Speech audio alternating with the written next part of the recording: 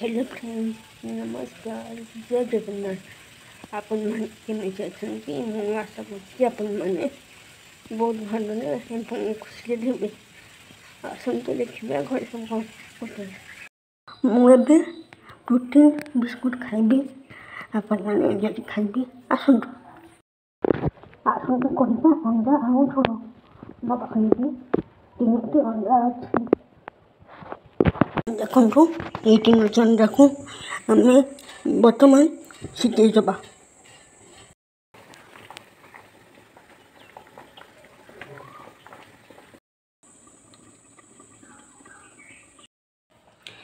ଦେଖନ୍ତୁ ଆମର ଅଣ୍ଡା ଝୋଳ ପାଇଁ ଗୋଟେ ପିଆଜ, ରସୁଣ, ଅଦା, ଗୋଲମରିଚ ଏବଂ ଗୋଟେ ଟମାଟୋ ଆବଶ୍ୟକ। ଦେଖନ୍ତୁ ମୁଁ ଅଣ୍ଡାଟିକୁ ସିଝେଇ ତା'ର ଉପର ଚୋପାଟିକୁ ଛଡ଼େଇ ଦେଇଛି।